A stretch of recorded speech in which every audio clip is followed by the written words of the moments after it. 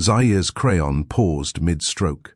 He looked up from the paper airplane he was sketching on the lobby bench. Grey eyes blinked curiously at the tall man standing just a few feet away, holding a coffee he'd stopped sipping. The man froze. Knox Vance hadn't meant to stop.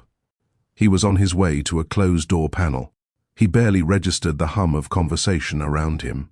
But something about the boy sitting alone with a box of crayons made his chest tighten.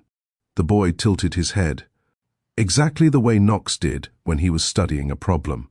Same stillness, same stare. Knox took one small step forward. "What's your name, little man?" The child didn't hesitate. "Zaire." Knox blinked. His fingers stiffened around the coffee cup. The name didn't just land, it hit. Zaire. Jania's voice echoed in his memory. The one night she'd dared to tell him what she'd name a son someday. Something strong, like Zaire. It means river, and rivers always find their way. That night in New York had come back to haunt him more than once, but he never thought it would return like this. Not in the form of a boy with his jawline, his left-handed grip, and those unmistakable grey eyes. Behind the boy, a woman stepped out of the shadows. Hair pulled back, chin high, blue dress, silent as always, but this time not invisible. Jania, his former assistant, the one woman he couldn't control. The one woman he'd let go without warning, without apology, and without understanding why it felt wrong for months after. Her eyes didn't flinch when he looked at her. She didn't rush to explain. She didn't need to. He already knew, and that terrified him. 2 rows behind them, tech interns chatted about panel logistics. Coffee machines hissed. Glass doors opened and closed. No one noticed the war waging in Knox Vance's chest. He turned back to Zaire. "Do you like airplanes?" Knox asked, his voice low, careful.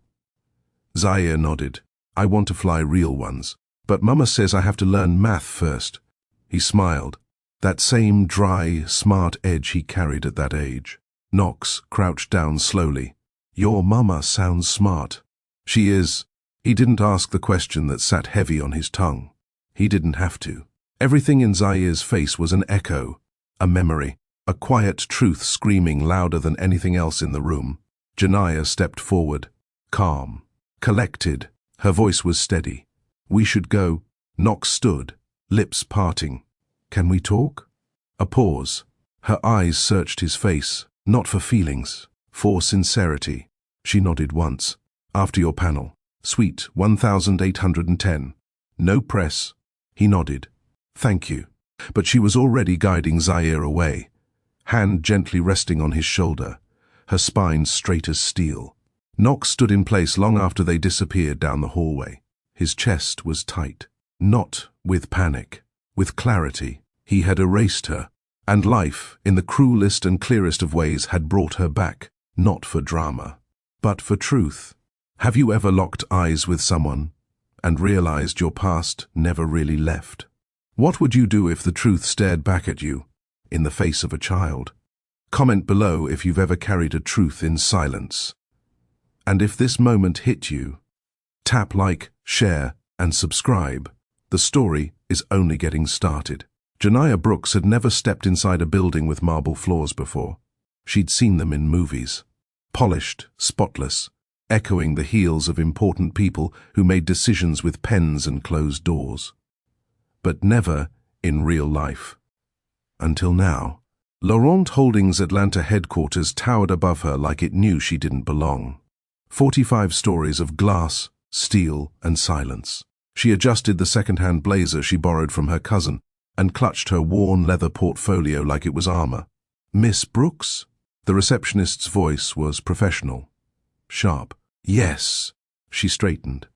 "Mr. Drayton in HR will see you now." She followed the woman past white walls and hushed conversations. No one looked up. No one smiled. That alone told her how serious the place was. The HR office was minimal, cold, a chrome desk and framed certificates.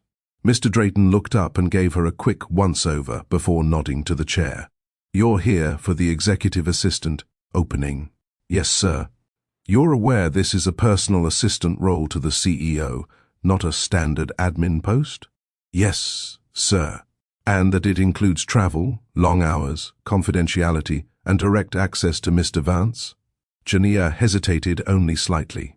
I'm prepared. He raised an eyebrow. You've got good references from Emory's community college and 3 part-time jobs, all customer service. Why apply here? She met his eyes. Because I don't plan to stay at the bottom of the ladder. He studied her a moment longer. Then he leaned back and folded his hands. Knox Vance didn't usually review his own assistant candidates. He had too much on his plate. But something about her name stuck. Brooks. He remembered it from an internal file. Someone who used to cover weekend logistics for his events team. Always on time. Quiet. 0 complaints. He pulled up her resume on his tablet. Community college. No 4-year degree. 3 part-time jobs. But her supervisor's remarks were nearly identical. She listens more than she talks. That's rare. I never had to repeat instructions. Fast learner. Dai doesn't ask for praise, but earns it anyway. He slid the file into his consider folder. Jania was shocked when the offer came in that same afternoon. She would be starting as the personal assistant to Knox Vance, founder and CEO of Laurent Holdings. The contract included travel, a non-disclosure agreement, and a base salary she had to reread twice to believe. She signed it before the email even loaded fully. Her aunt didn't understand. You're going to be traveling with some rich man you don't know? She asked over dinner. Jania simply replied, It's not about the man. It's about the door this job opens. Still, the first morning she walked through the executive wing, she felt like an intruder in someone else's dream. Everyone wore tailored suits, spoke in clipped phrases, and walked like they owned time. She didn't own much, except discipline, and that, she soon learned, was her greatest strength. Knox Vance wasn't cruel, but he wasn't kind either. He was quiet, calculated. When he entered a room, it shifted. Conversations softened. People stood straighter. He never yelled.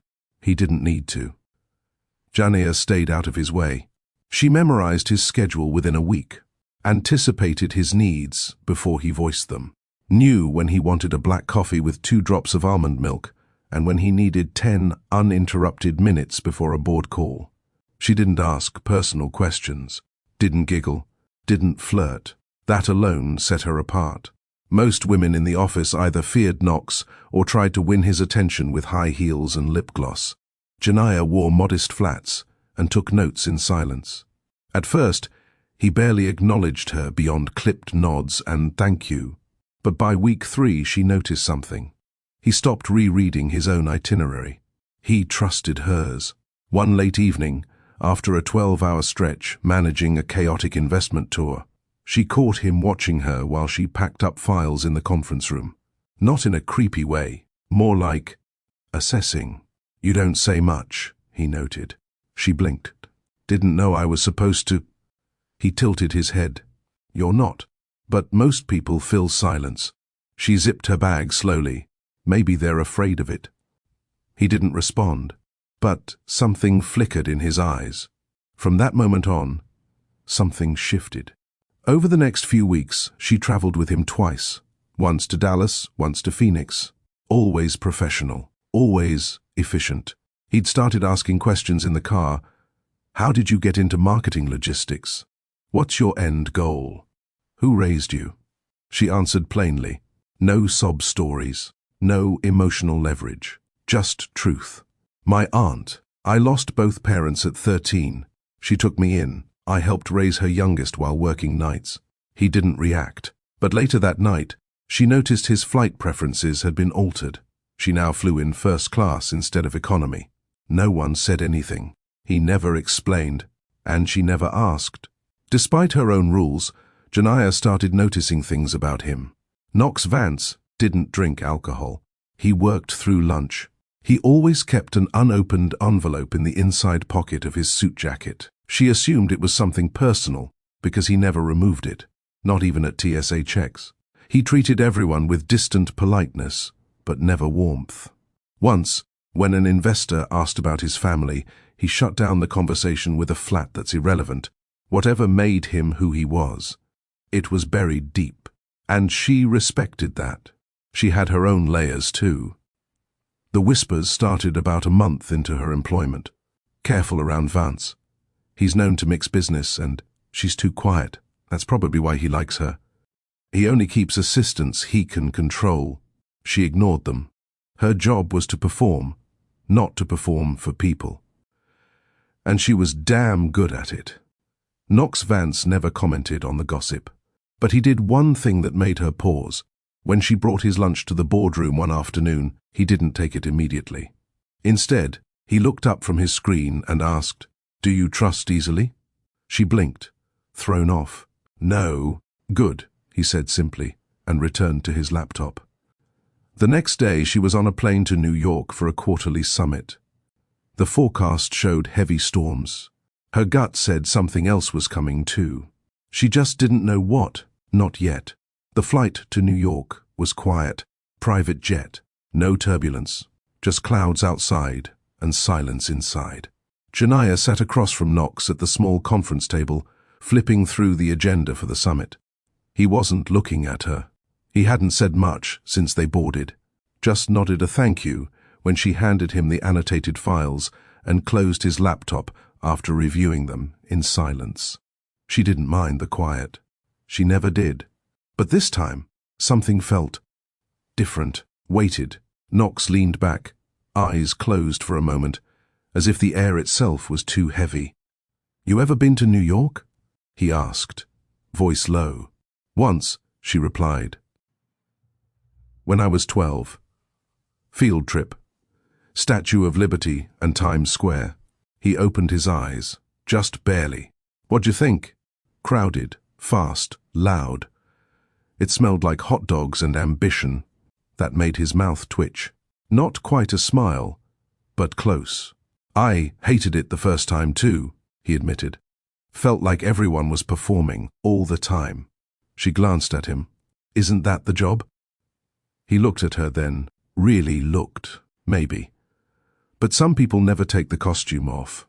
They landed at Teterboro, under darkening skies. Their car was waiting, a black SUV that whisked them straight to the hotel. The summit was scheduled for the next day. Tonight, there was a dinner with a few select investors. Small talk, champagne, surface-level charm. Knox usually loathed events like these. She knew that from reading his notes. He preferred data over smiles, performance over praise. The social side of business was a performance he never fully bought into, but this one mattered. The company was on the verge of merging with a media tech giant. The relationships had to be smooth. Optics, polished. Presence, consistent. She knew her role. Keep him on time, intercept nonsense, and stay invisible. And she did that well, until the thunderstorm rolled in. By 7:30 p.m., half the investors had cancelled due to flight delays and flooding. The rooftop dinner was scrapped. Only Knox, Janiyah, and 2 others remained in the private lounge on the 42nd floor. By 8:10, the others had excused themselves. The room emptied. Rain slammed against the glass walls. Lightning flickered in the distance. Janiyah gathered the folders into her tote. "I'll head back to my room then." Knox didn't answer right away. She turned to leave. "Stay." It wasn't a command. It was a request, a quiet one, vulnerable even. She hesitated, then returned to the couch opposite him. He didn't look at her when he said it. "You know why I hired you?" She raised an eyebrow. "I assumed it was because I'm efficient." "That's part of it." Silence. She waited. "I watch people," he said finally. "It's how I built everything. I watch how they chase me, how they offer things with expectations, fake kindness, strategic compliments. You were the first one who didn't want anything from me." She blinked. "That's not true." He looked up. "No? I wanted an opportunity. I just didn't want to sleep my way to one." Knox leaned forward, elbows on knees, hands clasped. "And I respected that." His voice had dropped. The storm outside cracked louder now. Inside, the space felt too still. Janaya stood. I should go. Why? She looked at him. Because this feels like a line is being crossed. Knox stood too. No line, he said quietly. Just honesty. They stood inches apart now. She could see the tired under his eyes, the tension in his shoulders, the part of him no one else at the office ever saw. He was the richest man in the room, every room, and yet somehow still looked like he hadn't exhaled in years. You've built a wall around yourself, she whispered. He didn't deny it. And then he said the words that would change everything. Loyalty is rare. She swallowed. So is being seen. Their eyes held. He stepped forward. The kiss was slow, measured, like a man calculating risk and deciding to take it anyway. She didn't stop it. She didn't want to. They didn't speak the next morning. Not beyond logistics. Flight details, investor notes, the driver's arrival. He didn't avoid her. But he didn't acknowledge what happened either. That hurt more than she expected. By the time they landed back in Atlanta, she knew.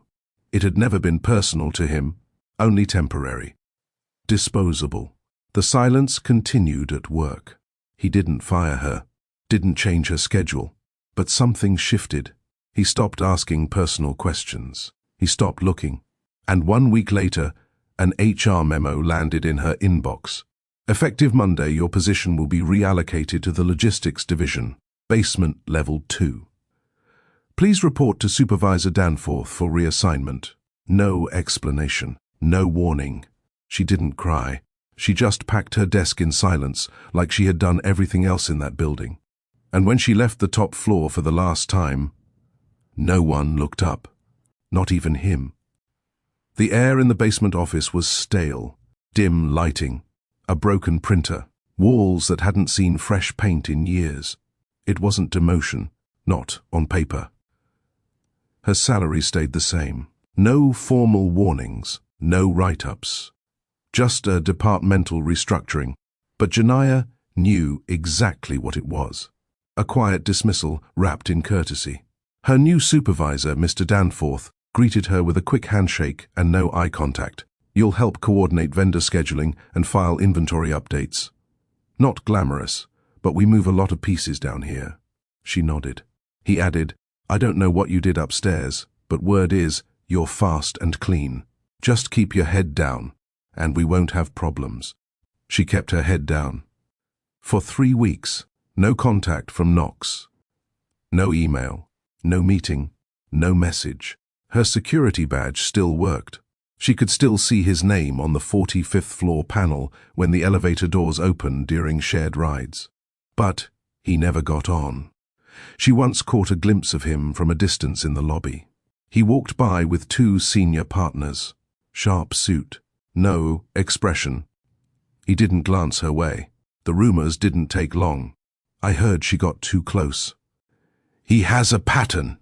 Same thing happened to the girl before her. Quiet ones don't last. Janaya ignored them, until her stomach started turning. First, it was nausea after lunch. Then, it was skipped periods. Then, it was the realization she hadn't bought a test because deep down, she already knew. She stood in the bathroom of a Kroger store off Auburn Avenue. Her heart pounded as the pink line appeared before the second minute even finished ticking. Pregnant. She leaned her back against the stall door. The noise of women entering and leaving didn't register. Her mind had already taken her somewhere else. She considered calling him. Knox had every resource, every connection, every ability to handle something like this. But her pride wouldn't let her. He had erased her without blinking. She wouldn't give him the satisfaction of thinking she needed anything else from him. She chose instead to disappear. She turned in her badge a week later with a quiet resignation email. Thank you for the opportunity. I'm grateful for the experience. I'm moving back to Augusta to support my family. No response came. She didn't expect one. Back in Augusta, the pace was slower. Life moved in rhythms of morning buses, after-school chatter, and Dollar General checkout lines. Her aunt took one look at her pale skin and knew something was wrong. Janiyah didn't lie, but she didn't share much either. "Who's the father?" Janiyah had only said, "Someone who doesn't need to know." Her aunt didn't push. Instead, she made space, cleared out the back room, gave her meals, warm towels, and silence. Sometimes, silence is the deepest form of love.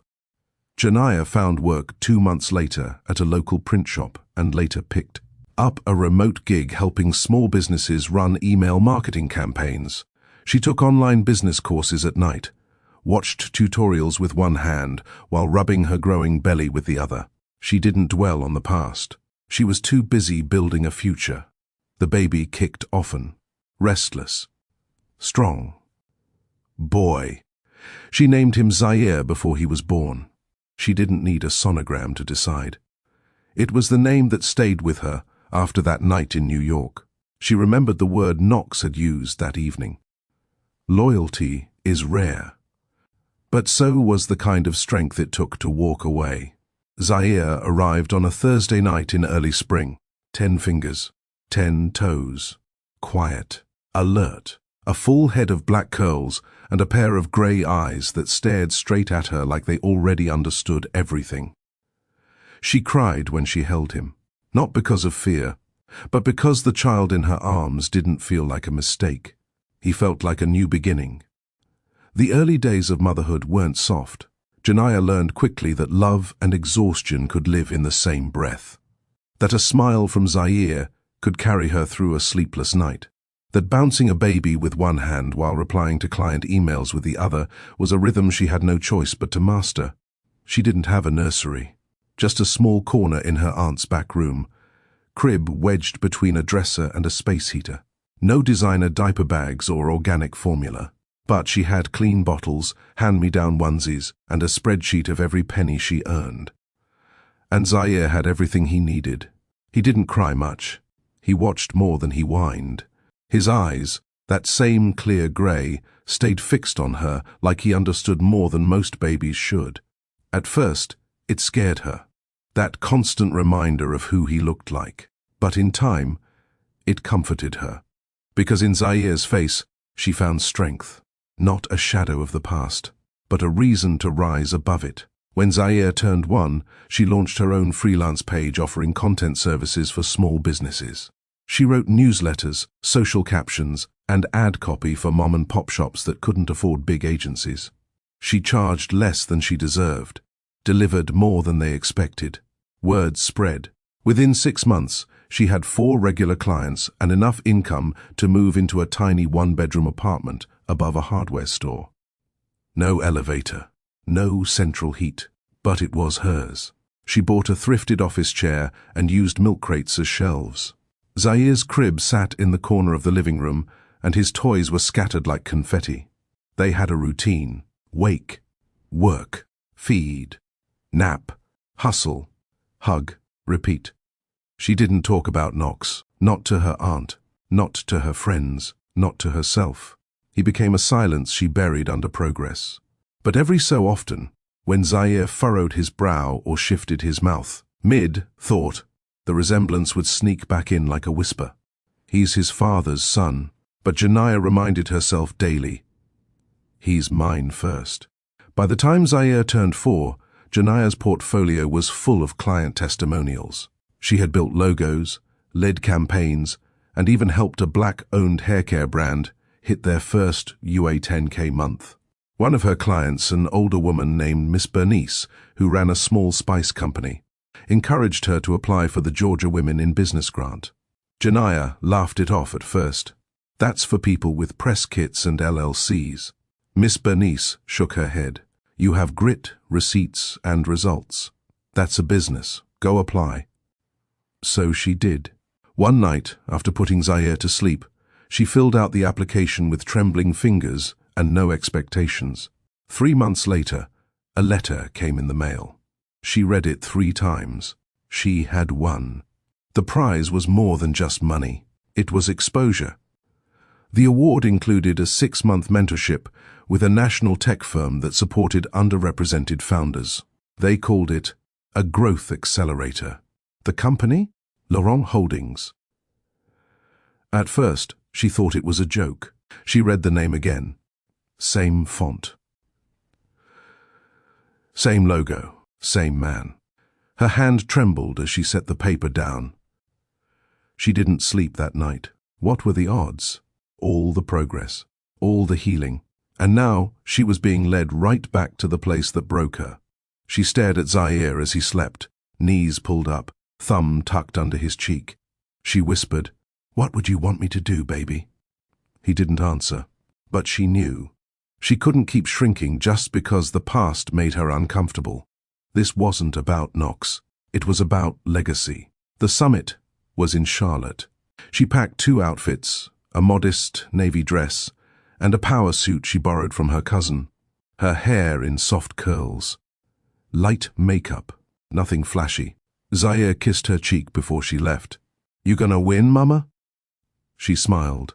"I already did."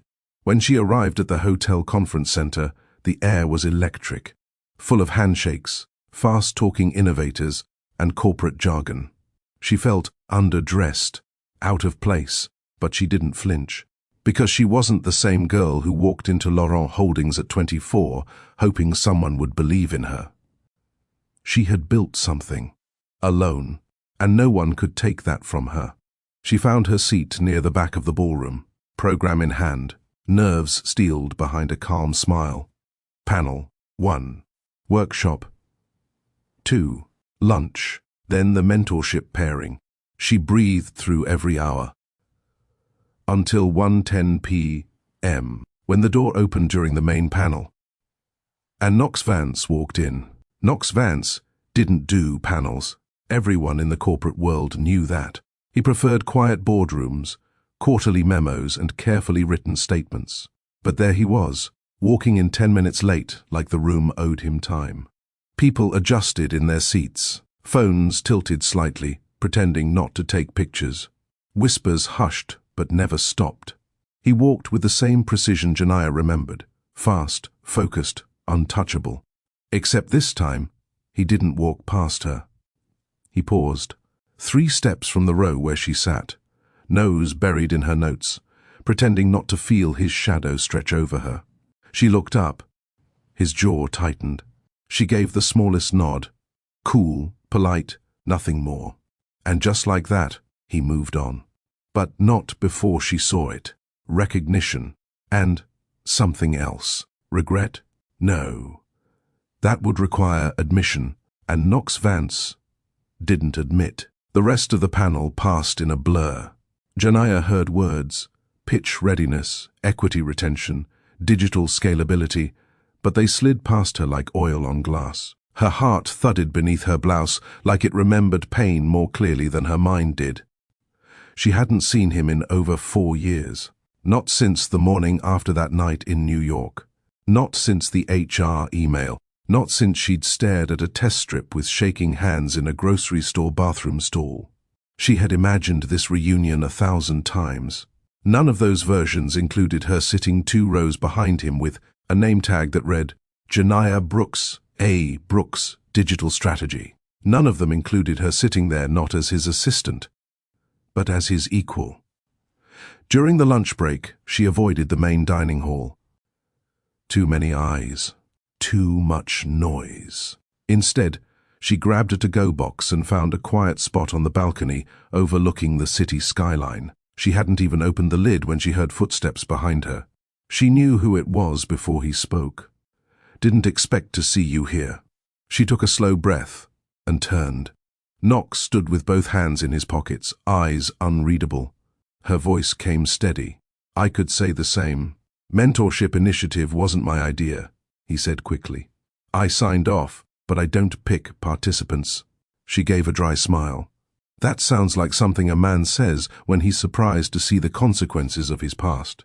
He blinked, not flinching, just registering. I didn't mean for things to end the way they did. Right, you just made sure they did. The wind swept between them, sharp and honest. He stepped forward, Janaya, don't. Her eyes locked on his. Let's not do the half-apology thing. You wanted me gone, so I left. He exhaled, long and quiet. You didn't return my calls. You never made one. Silence. Then you disappeared. She stared at him. So did you. He sat down beside her. Not too close, not imposing. She hated that her heart still skipped when he was near. He hadn't changed much. Same trimmed beard, same smooth voice, but there were tired lines around his eyes now, a tightness in his shoulders. Like time had chipped at something inside. She finally opened her lunch and poked at the grilled chicken with a plastic fork. He watched her a moment. You're running your own firm? She nodded. Freelance. Built it up while raising my son. That landed heavy. She watched him shift slightly.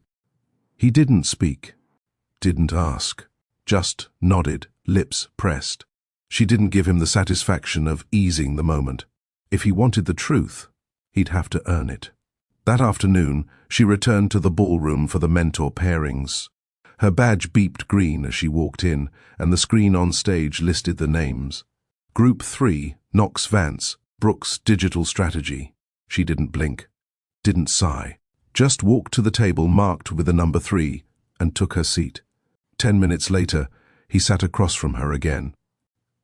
They were alone. She reached for her notepad. So, what will this mentorship look like? Weekly check-ins? Resource sharing? He leaned forward. You're still angry. She looked up, calm. No, Knox. I'm not angry. A pause. I'm just not the same woman you ignored.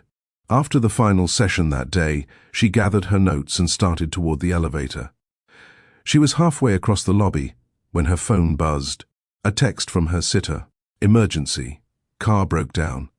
Can't make it tomorrow. I'm so sorry. Her stomach twisted. The final day was important, not just because of the exposure, but because each mentee would present a 2-minute pitch in front of top investors. Zaire couldn't be left home alone. She sighed. Backup plan, bring him with her. Quietly. Keep him tucked at the back with his tablet. She'd done harder things. The next morning, Zaire tugged at his clean shirt with a pout.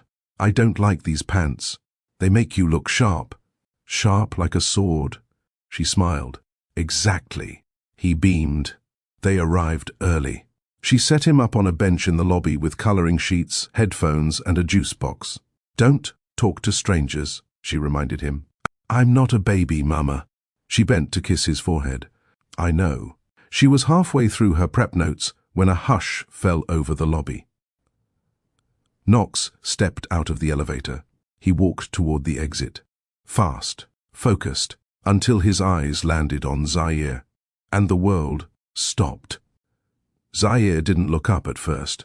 He was focused, scribbling deep blue lines across a sketch of an airplane cockpit, tongue sticking out the side of his mouth. Knox stood still, frozen halfway between the door and his past. It wasn't the drawing that caught him. It was the child's posture, the left-handed grip on the crayon, the precise angle of his elbow, the way his lips pinched when he concentrated. Knox had done the same at that age. Same furrowed brow, same quiet focus. Zaire looked up, like he felt eyes on him. Their gazes locked, grey to grey. Time folded in on itself. Knox stepped forward slowly, like the floor might give way. You drawing planes? He asked, his voice softer than Janaya had ever heard it. Zaire blinked, surprised but not shy. Yep, nice detail on the wings. Thanks. Mama says I draw better when I don't rush. Knox crouched down, his knees creaking slightly under the weight of something heavier than age. What's your name? Zaire. Knox's throat worked. He glanced at the name tag clipped to the boy's backpack. It read exactly that, Zaire Brooks. No middle name. No last-minute clue. But he didn't need one. The boy had his eyes. His entire face was a younger mirror of Knox's own reflection. Across the lobby, Janaya turned the corner with a tablet in hand and stopped cold. Her breath hitched. They were face to face. Zaire, calm as ever. Knox, visibly shaken. She walked up, slow but steady. Zaire pointed without looking. "Mama, this man knows about airplanes." Knox stood, clearing his throat. "We were just talking." "I can see that." Her voice didn't waver, but her chest burned. Knox turned to her. "He's yours." "Yes." His eyes searched her face. "But he's also—" She met his gaze squarely. "Yes." He stepped back slightly, chest rising. "And you never told me. You never asked." He blinked. She kept going. "You disappeared. Erased me. Assigned me to a basement without a single word. What exactly did you expect me to do? I didn't think—" "Exactly." Her voice was steel. "You didn't think. You dismissed. And I picked up the pieces." Knox didn't try to defend himself. Not this time. His eyes fell back to Zaire, who was now coloring again, headphones on, humming a soft tune. He said quietly, "He has my eyes. He has your focus, your stubbornness, and your stillness." Knox looked down. "How old?" "4. He swallowed. "Born?" "Spring after New York. So do the math." Silence sat between them again. She continued, "I didn't tell anyone, not even my aunt. I didn't want pity. I didn't want drama." She paused. "I wanted peace." Knox nodded slowly, processing. "I want to talk, really talk." "I figured you might," she said, "but not here, not in front of him." He nodded again. "After the pitch session?" She hesitated. "Suite 1810. But only after I finish what I came here to do. I'll be there." Janiyah returned to her seat, heart pounding. Zaire didn't say much, just leaned into her side, his fingers still smudged with blue crayon. "Mama, he looks like me." She kissed the top of his head. "Yes, baby. I know." The pitch session passed in a blur. She spoke with confidence, laying out her model, her strategy, and her growth metrics. Investors nodded. One took notes. Another requested her deck by email. She walked off that stage knowing she had done everything right, but her heart wasn't in the room anymore. It was upstairs, waiting. Suite 1810 was minimalist, modern, and quiet. She knocked once before letting herself in. Knox stood by the window, blazer off, sleeves rolled, hands in his pockets. "I almost didn't come," she said. "I wouldn't have blamed you." She walked to the table and sat. He turned. "He's brilliant. You can tell already." She nodded. "He is. And happy. He doesn't know pain." That was the goal. Knox sat across from her. "I want to be in his life." She looked at him. Unreadable. "No PR, no headlines, no drama," he added. She kept staring. "I want to earn it, whatever that looks like." Her voice was quiet. "You think because you showed up for one conversation, you're ready to be a father?" "No," he said honestly. "But I'm ready to start trying." A pause. Janiyah looked away, then back at him. "Okay, but my rules—" "Say them." "No legal claims, no surprise visits, supervised time only, no pictures, no gifts he didn't ask for." He nodded after each one. "I agree. And if you disappear again, I won't." Something in his voice broke through her guard. Just a crack. Enough to let hope whisper. "What would you do if the man who broke you wanted to be part of what you rebuilt? Would you let him in? Or protect the peace you fought for? Tell us in the comments.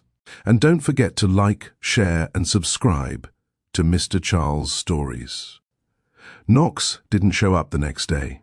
He showed up the one after that. Sunday morning. Augusta. No assistants, no car service. Just Knox in a plain polo and jeans, standing outside the hardware store below Janiyah's apartment, holding a small bag of crayons and a nervous look that didn't belong to a man worth 9 figures. Janiyah saw him from the window before the knock came. Zaire was still asleep. She quietly stepped out, pulling the door shut behind her. "You're early," she said. I wasn't sure what time felt appropriate. She crossed her arms. This isn't a weekend project, Knox. I know. She studied him. No cologne. No watch. His phone wasn't even in his hand. That was new. 15 minutes, she said.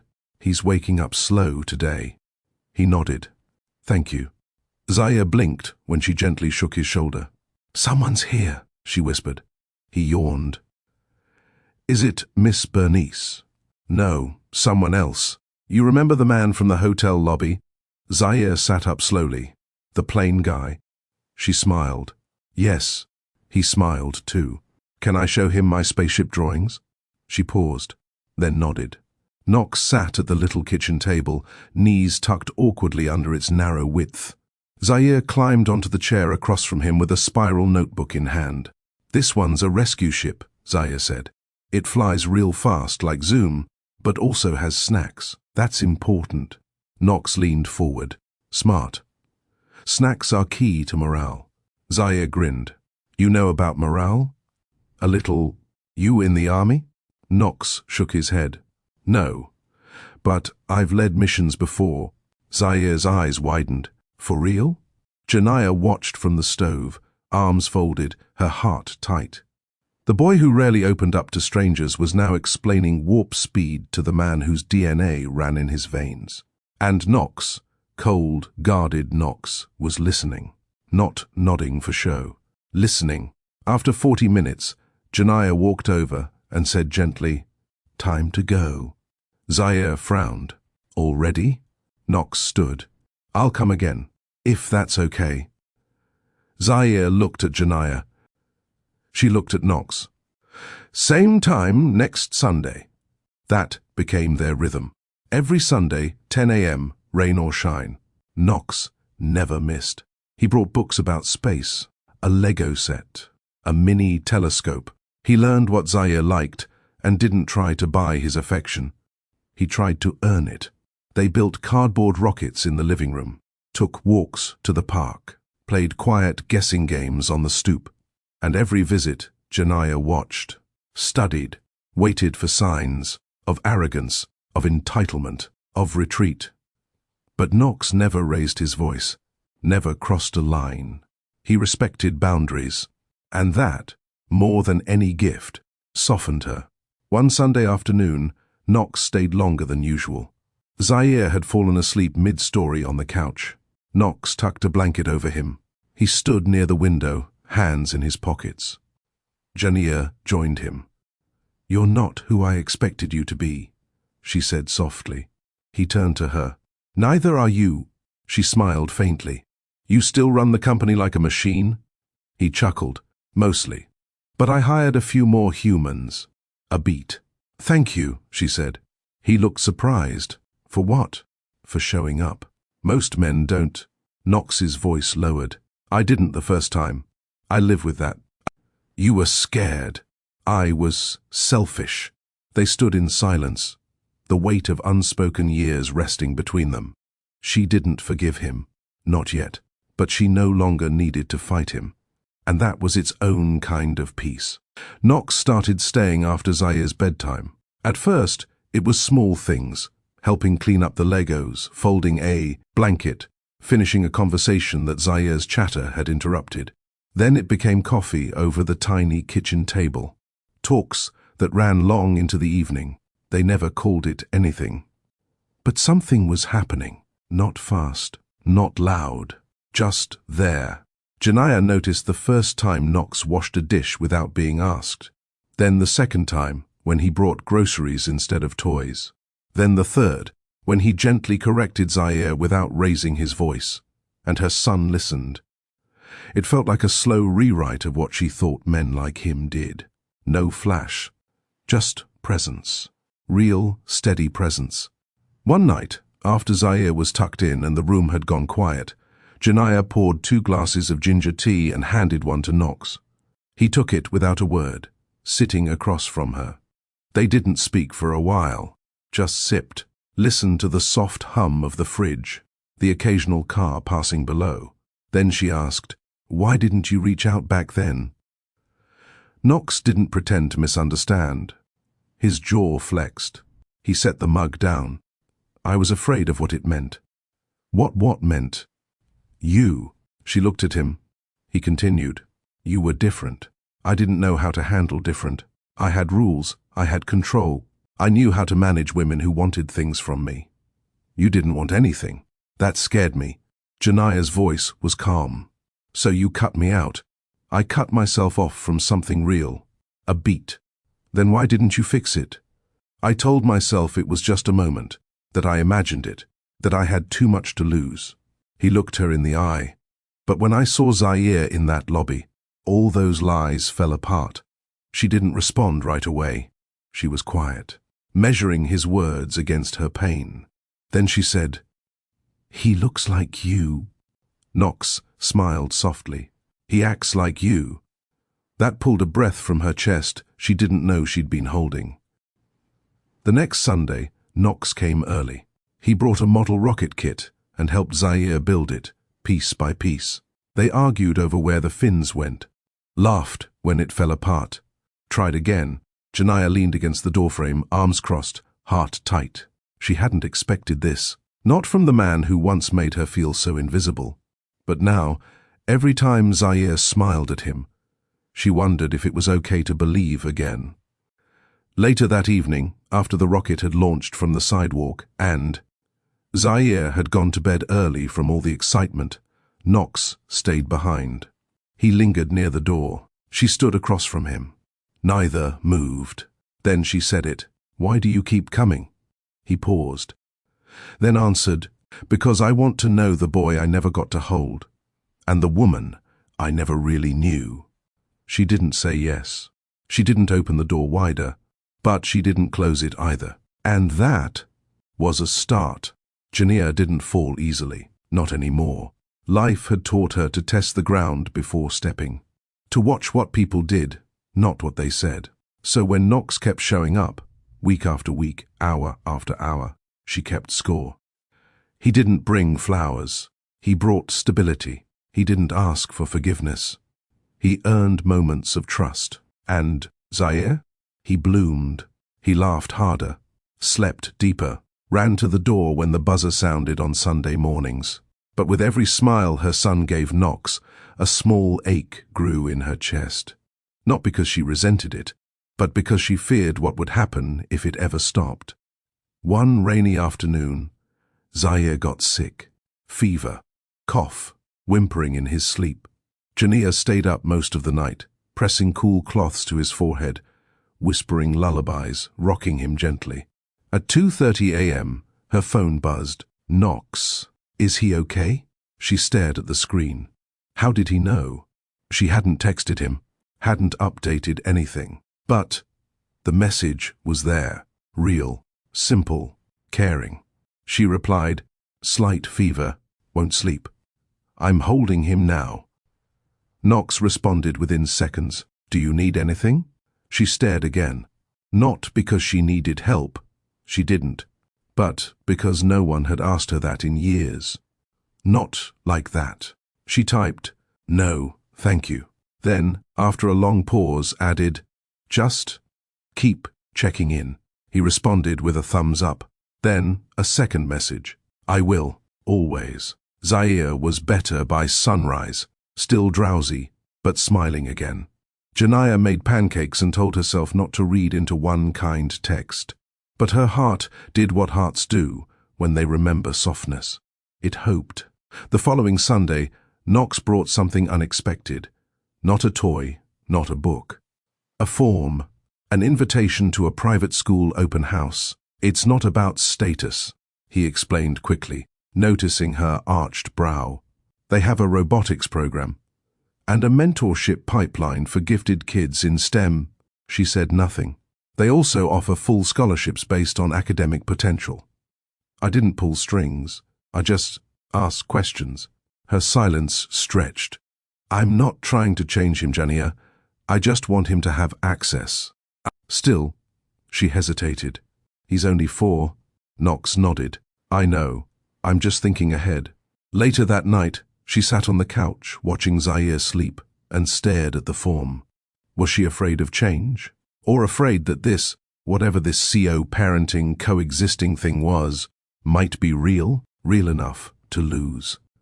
The open house was scheduled for the following weekend. Knox offered to drive them. She said yes. That yes felt heavier than she expected. On the drive, Zaire asked questions about the school. Do they have turtles? No idea, Knox said with a smirk. What about snacks? Janiyah laughed. You and snacks. Hey, Zaire pouted. You said growing brains need food. Knox smiled from the driver's seat. Well then, we'll make sure the snacks are up to your standards.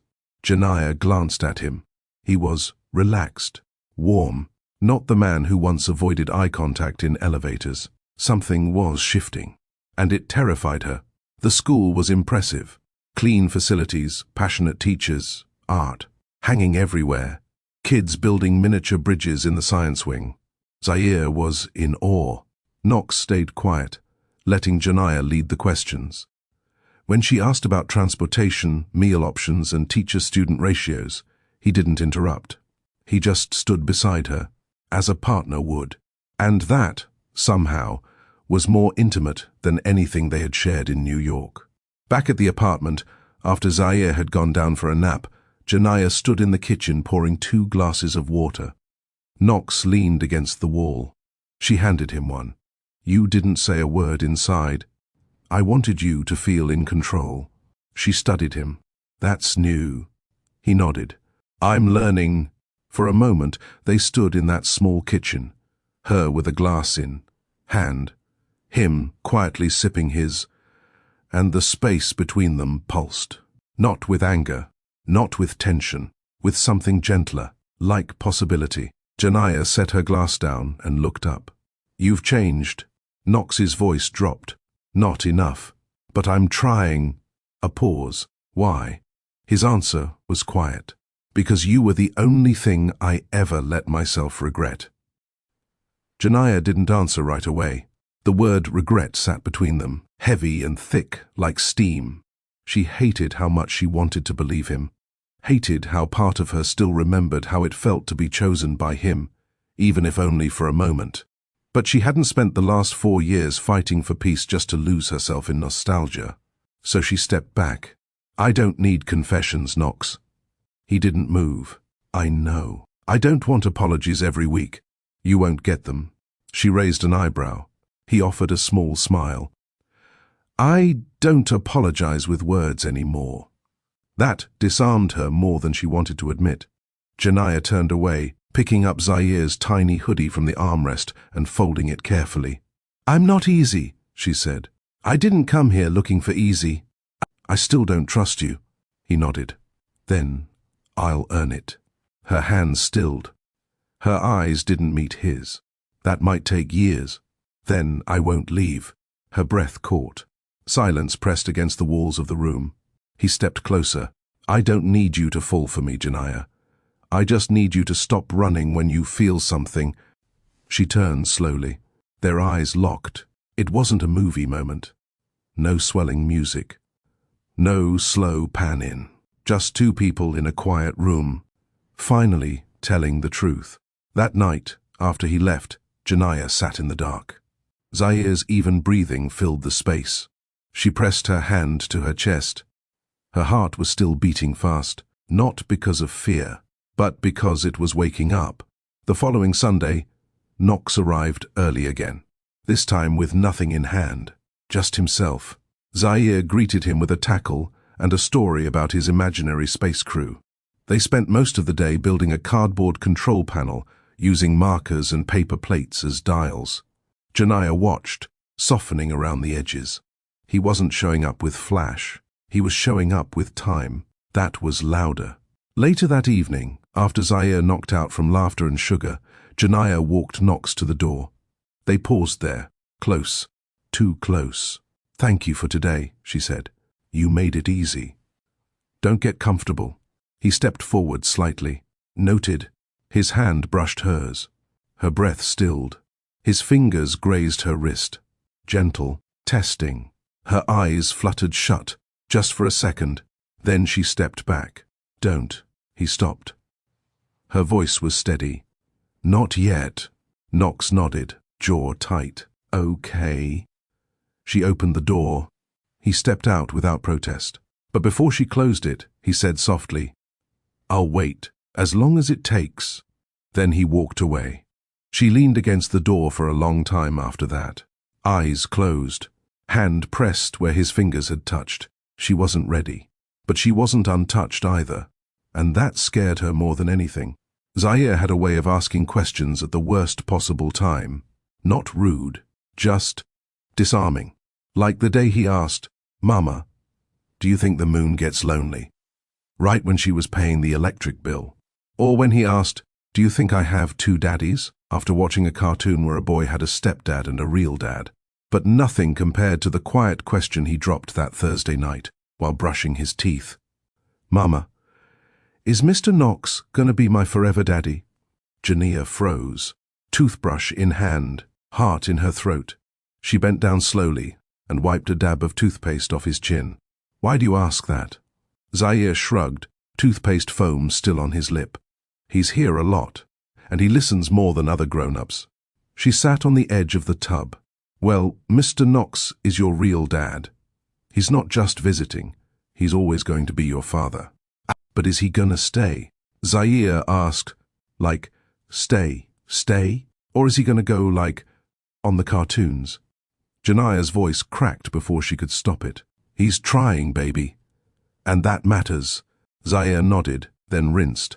He didn't push, just dried his face and asked if he could read Rocket Boy again before bed. But the question followed her long after his eyelids drooped. That Sunday, Knox brought lunch instead of toys. Sandwiches, grapes, Zaire's favorite juice boxes. They sat on the floor around the coffee table. Zaire babbled about his pretend spaceship mission. Jania listened. Knox laughed in all the right places. But she kept hearing that question in her head. Is he gonna be my forever daddy? It haunted her in the quiet between words.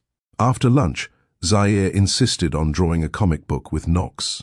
He sat with his legs crossed, sketching wild, squiggly superhero suits, while Knox helped with speech bubbles and plot twists. Jania stood at the sink, washing dishes, pretending not to watch. But she was watching everything. How Knox didn't correct Zaire's misspellings, just asked, "What does that say?"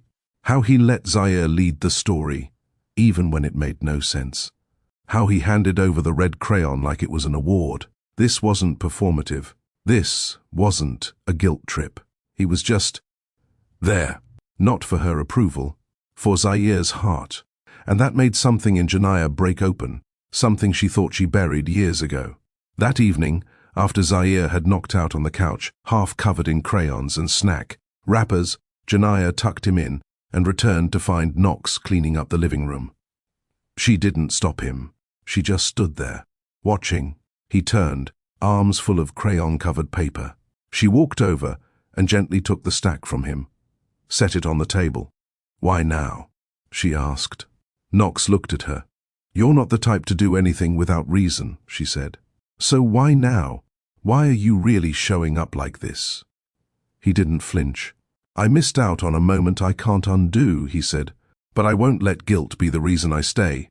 I stay because I want to be here. For him. And—" He paused. "For you?" Jania's eyes didn't move. He stepped forward. "I'm not trying to buy my way in, or rush anything. I just want to be present. You think presence is enough?" "No," he said quietly. "But it's the place I should have started." She took a breath. She didn't have the strength to build castles out of hope anymore. But she could admit this much. "You're different now." He nodded. "So are you." "I had to be." They stood in that silence again, the kind only two people who had been broken by the same moment could share. Then he asked, "Can I stay a little longer?" She didn't answer with words. She just turned and walked toward the couch, and he followed, not as a guest, but as something else entirely. The couch still smelled like crayon wax and juice. Zaire's blanket was bunched on the cushion, his comic pages scattered nearby. Jania picked them up and stacked them quietly as Knox sat beside her. The air between them was warm, still, heavy, but not in a way that crushed, in a way that made you pay attention. "You know," she said, "he asked if you were going to be his forever daddy." Knox turned to her. His breath caught. "He said that." She nodded, eyes fixed on the comic in her lap. Knox looked down at his hands. "I don't deserve that kind of hope," he said, "but I'd do anything to be worthy of it." Janiyah finally looked at him. There was no arrogance in his voice, no smooth delivery, just a man stripped down to truth. "I didn't know how to be a father," he continued. "I didn't know how to be a man who stays. But Zaire, he makes me want to learn." A long silence followed. Then she asked, "What about being a man who stays for me?" Knox swallowed hard. "That's harder," he admitted, "because you're not a child who forgives easily. You're a woman who remembers, and I'm allowed to." "You should. I'd worry if you didn't." Janiyah leaned her head back against the cushion. "I don't know how to do this again." He mirrored her posture, their shoulders almost touching. "We don't have to name it," he said. "We don't even have to define it. We just keep showing up, keep listening, keep being honest. You think that's enough?" "No," he said softly. "But it's a better start than what I gave you last time." The room quieted. Their hands rested inches apart. Their breathing fell into sync. Outside, rain tapped gently against the window. Inside, nothing moved, except the truth between them. Janiyah turned toward him. Her voice was soft. "Why'd you kiss me that night?" Knox didn't blink. "Because you were the first thing in years that didn't feel like a transaction." She nodded slowly. "I thought I imagined that you didn't." A pause. "You regretted it?"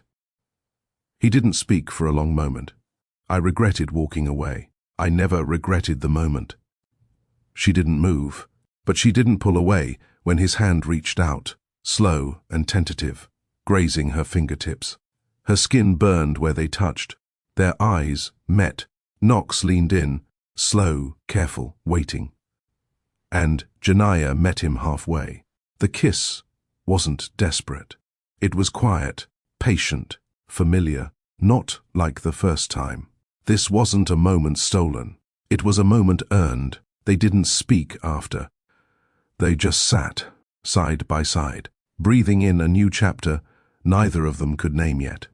But for the first time in 4 years, Janiyah didn't feel like she was protecting herself from him. She felt like she was choosing him, and this time he was choosing her back. Monday morning felt different. Janiyah made her usual tea, helped Zaire pack his little backpack, and checked her client calendar twice. But her thoughts were elsewhere, floating somewhere between the taste of last night, his kiss, and the sound of Knox whispering, "This time, I'm not walking away." She didn't know what they were yet.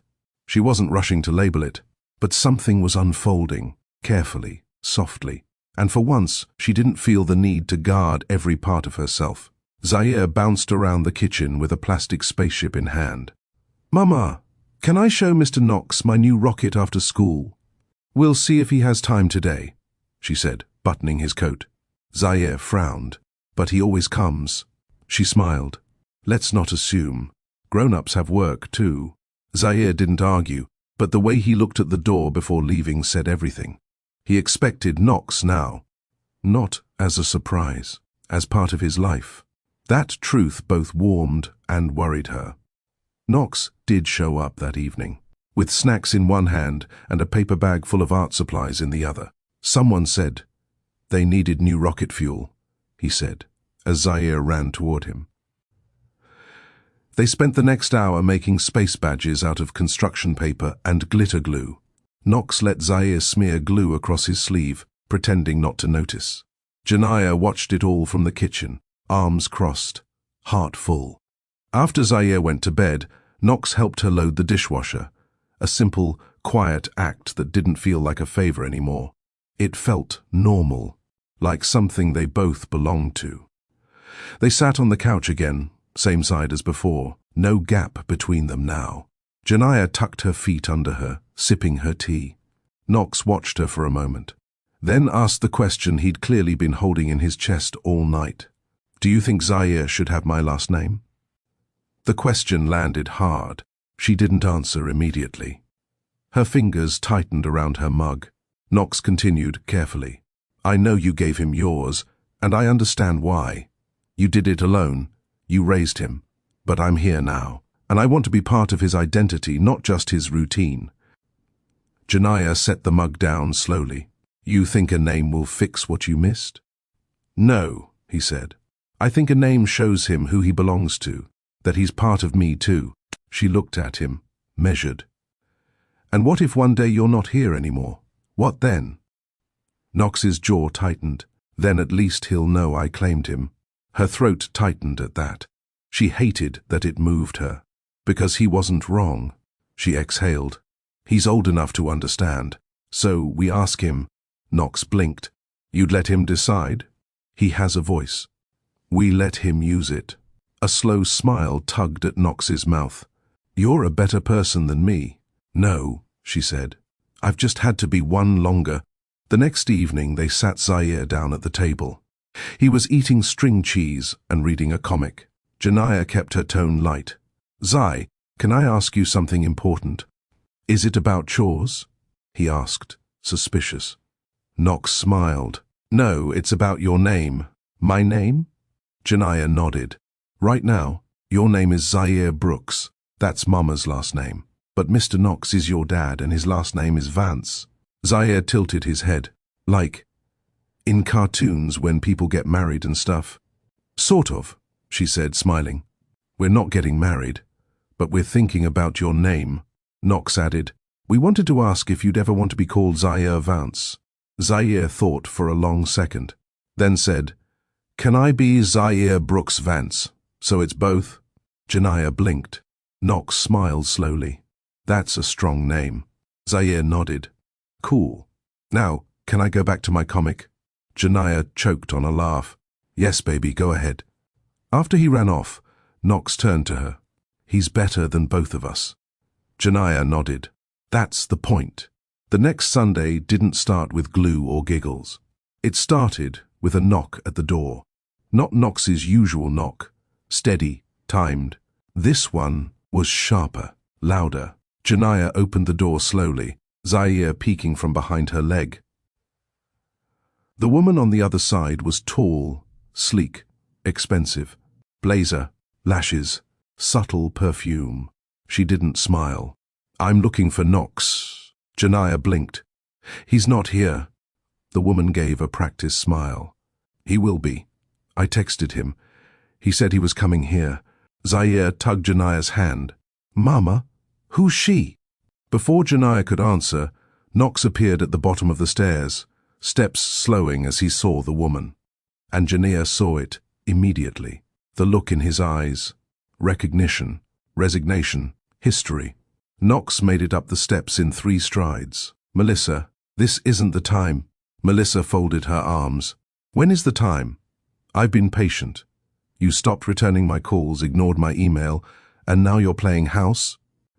Janaya stepped in front of Zaire, her voice calm. Do you want to step outside? I'm not here for drama, Melissa snapped. Knox's voice hardened. Then, leave. Melissa's eyes flicked to Janaya. This her? The assistant? Janaya didn't blink. That's right. Melissa scoffed. Wow, guess you always had a type. Loyal and disposable. Knox's jaw flexed. Don't talk to her like that. I'll talk however I want, Melissa hissed, especially when you disappear without explanation, and then turn up. In a low-rent apartment with a kid that looks exactly like you. That did it. Janaya stepped outside and pulled the door behind her. She faced Melissa directly. You had your moment. It ends here. Melissa raised an eyebrow. You think you matter now? Janaya didn't flinch. I mattered when he walked away. I mattered when I raised a child without help. And I still matter now, even if he never came back. Knox stood behind her. Silent, still. Janaya turned. Handle this, or don't come back. Then she walked inside and closed the door. Zaire sat cross-legged on the couch. Is she mean? Janaya sat beside him, kissed his head. She's just confused. Did she want to take Mr. Knox away? I don't know, baby. But he doesn't belong to anyone. Zaire nodded. Except me. She smiled. Exactly. Knox returned 20 minutes later. His eyes were red. His tie was gone. I'm sorry, he said. I didn't ask for an apology, she replied. She was someone I kept around because it was easy, he said honestly. We had a pattern. No commitment, no depth. But I ended it before I knew about Zaire. She didn't look like it was over. I didn't look like I was being honest either. That's on me. He sat down. I know what this looks like. I know how fast a moment like that can undo trust. But I swear to you, she's my past. I'm trying to build something with you now. Janiyah stared at him. You need to start telling me what I don't want to hear, not just what sounds good. He nodded. You're right. She crossed her arms. Is there anyone else who might show up next? He shook his head. No. I burned everything else trying to build my career. You're the first person I've come back for. A pause. I'll talk to her formally. Set boundaries. Clean up everything. I don't want her anywhere near you or Zaire again. Janiyah exhaled. Then do it. Don't say it. Knox stood. I will. He kissed Zaire's forehead gently, then kissed her cheek, and left, not with promises, but with a plan. That night, Janiyah lay awake, eyes on the ceiling.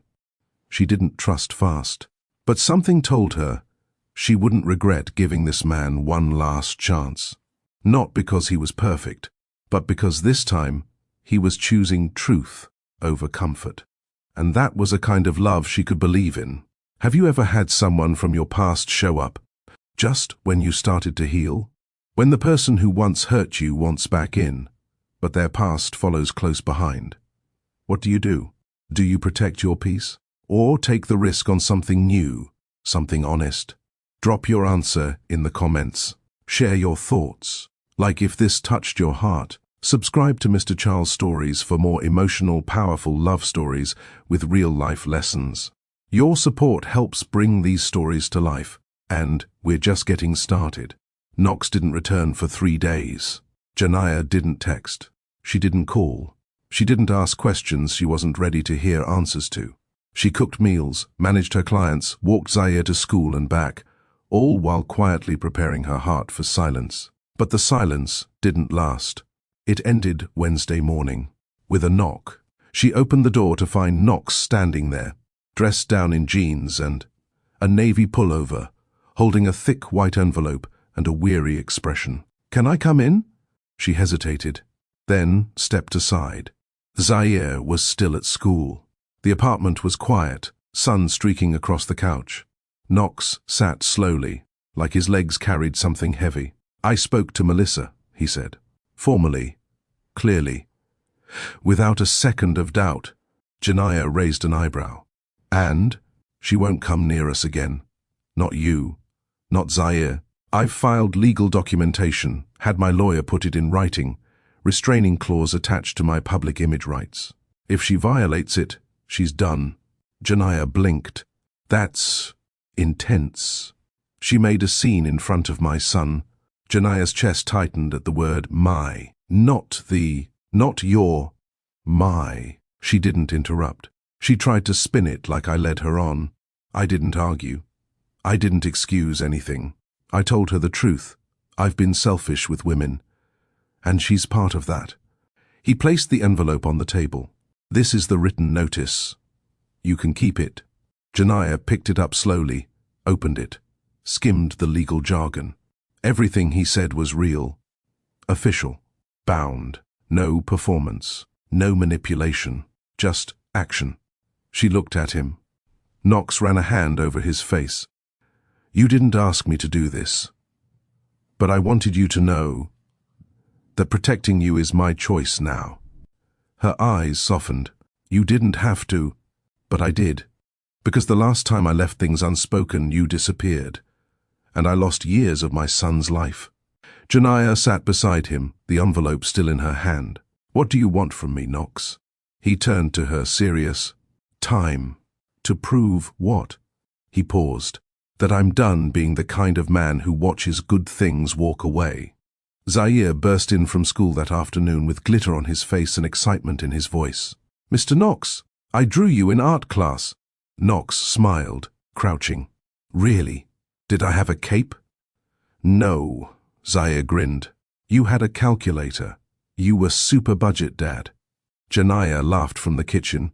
"He's been obsessed with superheroes who manage money." Knox chuckled. "That's the most realistic hero there is." Zaire launched into a detailed explanation of his drawing, his face animated. Knox listened, fully present, fully focused, like Zaire was presenting a business pitch that could change the world. Janaya watched from the doorway. For the first time in years, she felt steady, like she didn't have to brace herself for loss. That night, after Zaire went to bed, Janaya walked out onto the balcony. The evening breeze carried traces of lavender from the neighbor's window box. Knox joined her, hands in his pockets. They stood shoulder to shoulder in silence. Then he said, "I filed paperwork today." She turned to him. "For what?" "Zaire. Official recognition. I'm not coming after custody. I'm not trying to force my name onto anything. I'm just acknowledging him. Publicly, legally, the way I should have from the beginning." Janaya didn't know what to say, so she didn't say anything. She just reached out and took his hand. And this time, she didn't let go. By the end of the week, everything had started to shift, not loudly, but deeply. Zaire didn't ask if Knox was coming anymore. He just set out an extra plate. Janaya didn't brace when the buzzer rang. She opened the door with calm hands and soft eyes. And Knox. He stopped acting like a guest. He picked Zaire up from school twice that week, helped with a Lego disaster after dinner, even took a shift reading bedtime stories so Janaya could rest for once. But it wasn't the routines that changed her. It was the way he listened, like every word she said held weight. Like every opinion she had was necessary. And after so many years of doing everything alone, being seen felt revolutionary. On Friday evening, Zaire came out of his room wearing one of Knox's t-shirts like a cape. "I'm businessman. I fight evil spreadsheets." Knox laughed. "Those are dangerous villains." Zaire struck a pose. "But I have balance sheets of justice." Janaya was doubled over in the kitchen, trying not to spill the rice she was dishing up. Knox caught her eye and grinned. It wasn't a flirtatious grin. It was something warmer. Something real. And she didn't look away. Dinner was simple. Rice, baked chicken, roasted carrots. The kind of meal that had fed generations. But to Janaya, it tasted like normal. The kind she hadn't had since before Knox erased her. They ate at the small table, knees bumping. Zaire talking through mouthfuls. And when Knox offered to do dishes, she let him. Not because she needed help, but because it felt good to let someone share the weight. Later that night, after Zaire had fallen asleep on the couch mid-cartoon marathon, Janaya sat beside Knox in the glow of the TV. She leaned against his shoulder, not tense, not cautious, at ease. Knox rested his head gently against hers. "Remember when we first met?" she asked quietly. He nodded. "You wore that oversized grey blazer. You barely looked up during the interview." She chuckled. "It was my cousin's. 2 sizes too big. You didn't smile once. I was scared. I couldn't tell. You looked like you owned the building." She laughed under her breath. "I felt like a fraud." Knox turned to her. "You weren't. You never were." They sat in the quiet hum of the night. Her voice softened. "I used to wonder if that night in New York meant anything to you." He responded without hesitation. "It did. Too much." She looked up. "Then why did you throw me away?" He exhaled. "Because I didn't believe I was the kind of man someone like you could love, so I destroyed it before I could see it grow." That answer unraveled something inside her, not in anger, but in understanding. "You hurt me," she said. "I know. I still remember what it felt like to pack my desk, alone. I still remember what it felt like to watch you leave, and do nothing." They were past blame now. This was about reckoning. and rebalance. She touched his hand. He turned it over. Their fingers locked. No big speech. No sweeping promises. Just presence. Knox stayed the night. He slept on the couch. No negotiation. But when she brought him a blanket, he caught her hand. "Are you okay?" he asked. "I think I might be," she said. He leaned in, kissed the back of her hand, then let go. The next morning, Zaire woke up to find his dad on the couch, snoring softly, legs too long for the cushion. He tiptoed into the kitchen. "Mama." Janiyah turned, sipping her tea. Zaire grinned. "Can we keep him?" She laughed. "He's not a puppy, baby." Zaire tilted his head. "But he fits in." She paused, then smiled. "Yeah, he kind of does." The rhythm of their days changed. Subtly, then all at once. Knox no longer waited for invitations.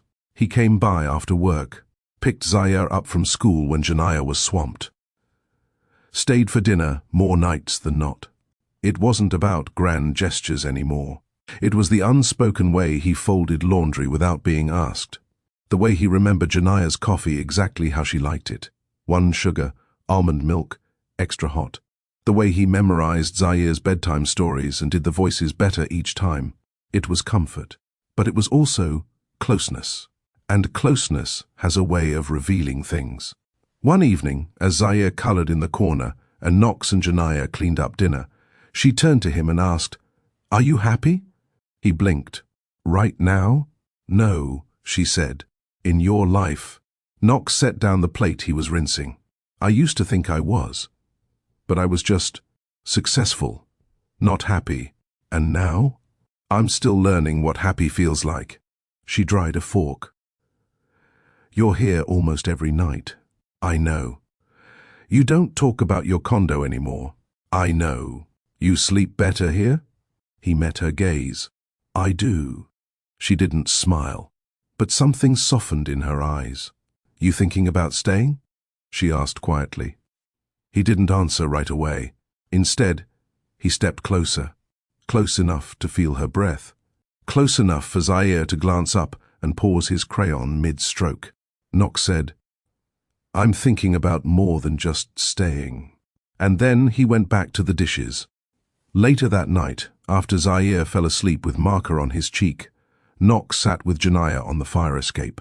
The spring air was warm. The stars hid behind city glow. He handed her a folded piece of paper. She opened it. Inside, a drawing Zaire had made that morning.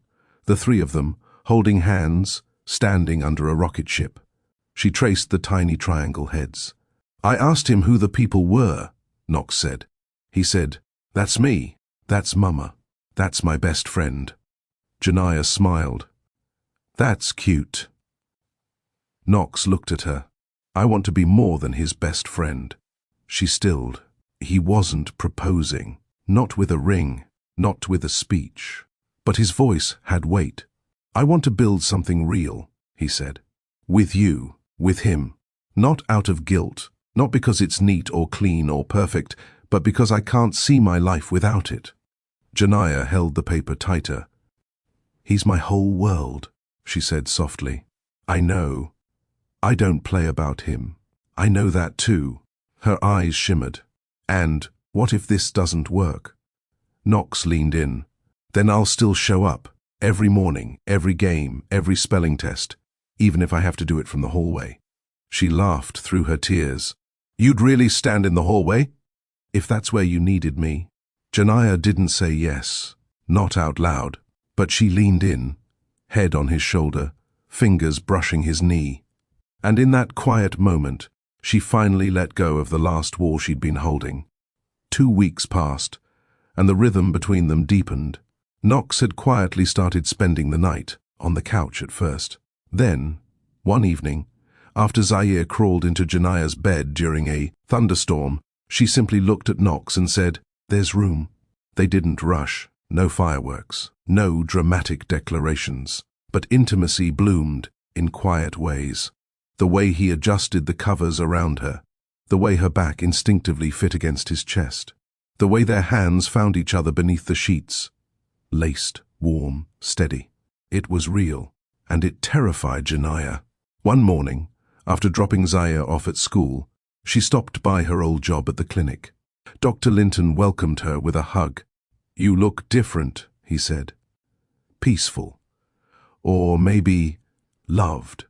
She smiled, but the words struck something inside her. Was she truly loved? Or was Knox simply trying to make things right? That night, Janaya sat on the fire escape again, staring into the soft city haze. Knox joined her, holding 2 mugs of tea. He handed one over. "You okay?" "I've been thinking," she said. He waited. She sipped her tea. "When I found out I was pregnant," she began, "I didn't hate you. I was hurt, confused, but not angry." Knox leaned forward. "But the part that shattered me," she continued, "was knowing you didn't even give me space to speak. You made a decision about me without asking me anything." Knox's voice was low. "I was scared. I know. But you ran from a life you helped create." He nodded. "I regret it every day." Janaya placed the mug down. "Knox, if we're doing this, if you really want to build something with me and Zaire, I need to know this isn't redemption. I need to know you love us, not the guilt." Knox turned toward her fully. "Janaya," he said, "I didn't fall for you out of guilt. I didn't show up for him because I had to. I'm here because you're the piece I never knew I needed." She blinked. He continued, voice steadier now. "Do I carry guilt? Yes. But I also carry love, real love. The kind that doesn't ask to be earned, just proven daily." He reached into his coat pocket. Not a ring. Not yet. Just a key. He placed it in her hand. "To my condo," he said, "in case you ever want the space. The choice. I won't pressure you, but I'll always want you with me." Janaya stared at the key. This wasn't a proposal. It was deeper. It was freedom. She looked up at him. "Can I ask you something?" "Anything. What kind of father do you want to be?" Knox didn't blink. The kind who shows up, listens, apologizes when he's wrong, and makes sure his son never has to wonder if he's loved. She took his hand. "And the kind of partner?" Knox exhaled.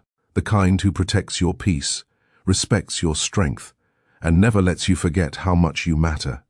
Silence. Then she whispered, "Okay." And that was enough. Inside, Zaire stirred in his sleep. A drawing lay beside him. Another rocket, this time with 4 people. Himself, his mom, his best friend, and a new baby floating in space. Janaya hadn't seen it yet. Neither had Knox. But that little drawing would soon become part of the biggest decision of their lives. Because love was here now. But so was the possibility of more. Janaya hadn't been to the clinic in weeks, but she found herself back in the familiar hallway, clutching a thin envelope with her name on it. The nurse at the front desk smiled. "Dr. Abel said you'd want a copy of the blood work." She nodded, heart thudding. "Thanks." As she stepped out into the parking lot, the sun felt too bright, the city too loud. Everything around her was ordinary, but nothing in her life was anymore. She slid into her car, locked the doors, and opened the envelope. 2 pink lines, and next to them, 1 word, positive. Pregnant. Again, her mind raced, flashing back to the last few weeks. The late-to-night cravings, the unexplained nausea, the soreness. She had brushed it off. Life was stressful. Zaire had started first grade. Knox was around more. They were adjusting. But now this? She looked down at the result again, stomach tightening. Another baby. Knox's baby. But this time, they weren't strangers. This time, they had history, love, trust, pain, and a little boy upstairs who might not understand what this meant. She didn't tell Knox that night. Instead, she sat beside him on the couch, watching a documentary about space exploration. Zaire was asleep. The apartment was quiet. Knox reached for her hand. "You've been quiet," he said. "I'm just tired." "You sure that's all?" She hesitated. For a moment she thought about telling him, but the words wouldn't form. How could she drop another life-altering truth on him so soon? Not yet. She leaned into him. Yeah, just tired. He kissed her temple and pulled her closer. And for the first time in weeks, she felt the weight of a secret pressed down on her chest. The next morning, she dropped Zaire at school and drove straight to the lakefront. Her fingers tapped anxiously on the steering wheel. She pulled out her phone and called the one person who knew her better than anyone else, her Aunt Celeste. "Hey, sweetheart. Everything okay?" Jania's voice wavered. "I'm pregnant." Silence on the line. "Again?" Celeste finally said, carefully. "Yeah." "Does Knox know?" "No. I'm still trying to figure out how to tell him." Celeste didn't scold. She never did. Instead, she asked gently, "Do you want this baby?" Jania closed her eyes. "I think I do, but I'm scared." "Of what?" "Of repeating everything. Of loving someone who might leave again. Of doing it alone." Celeste's voice softened. "You're not the same girl who was left the first time. You're wiser now, stronger, and if you choose this child, it'll be from love, not fear." Jania blinked back tears. What if Knox runs again? Then he was never meant to stay. But if he's the man he says he is now, he'll prove it. That evening, Knox made dinner. He wasn't a chef by any means, but he tried. Jania watched him from the doorway, apron on backward, spaghetti sauce bubbling over. "You're burning the garlic," she said. "I am?" He scrambled. "Why didn't you say something?" She laughed. "I wanted to see how long you'd pretend you had it under control." He gave her a sheepish smile. "Guilty." Jania stepped in and turned off the stove, scooping the garlic into a separate dish. Knox looked at her carefully. "You're glowing tonight." She paused. He stepped closer. "What is it?" She opened her mouth, closed it, opened it again. "I'm pregnant." The silence hit like thunder. Knox stared at her, frozen. She rushed to fill the gap. "I didn't plan it. I only found out this week. I've been trying to process it." Still, he didn't speak.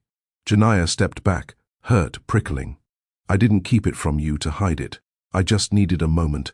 Finally, he whispered, "You're sure?" She nodded.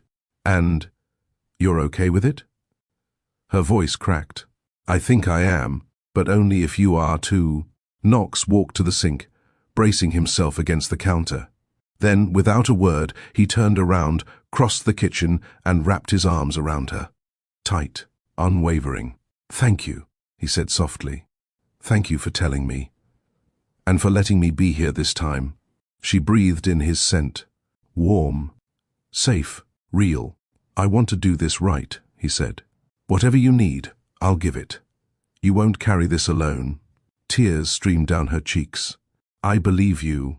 They stood in silence, and in that moment, with sauce on the stove, garlic in a bowl, and a life inside her, she finally let go of every fear she had carried. Because this time, love stayed. Knox stared at the crib they'd once borrowed for Zaire. It was folded in storage, still in the hallway closet. Quiet, untouched. He dragged it out gently, brushing off the dust. Assembling it wasn't hard. But what struck him was how different he felt doing it this time. Before, he hadn't been there. Now, he was. Each screw he twisted in, each latch he secured, felt like an oath. "I'm staying." From the hallway, Jania watched him. Arms crossed over her belly, a quiet awe in her eyes. "You don't have to do that tonight," she said softly. He looked up. "I want to." She stepped in. "Let me help." "No," he said. "Let me show you something." She tilted her head, curious. Knox walked over to his backpack on the floor and pulled out a small box. Not a ring, not a necklace, but a key. He handed it to her. She frowned. "What's this?" "My apartment. It's yours now, too." Her throat tightened. "You're serious?" "Jania, I've spent years trying to rewrite how we started. This time, I want to get it right from the foundation, not because of a baby, not out of guilt, but because I love you." I love Zaire. And now, he touched her belly gently, I love this little one too. She looked down at the key, then at him. Then let's do it together, she whispered. He nodded. No more secrets, no more distance. They didn't rush into a wedding. They didn't stage a grand proposal. Instead, they moved in together, quietly, lovingly. Zaire was the first to notice the changes. Why's Daddy staying every night now? He asked one morning, rubbing his eyes. Janaya knelt beside him. Because we're building a home. Together. Zaire blinked. Like other kids at school? She smiled. Like the home you deserve. He smiled. Can we get a puppy? Knox groaned from the kitchen. Let's start with breakfast.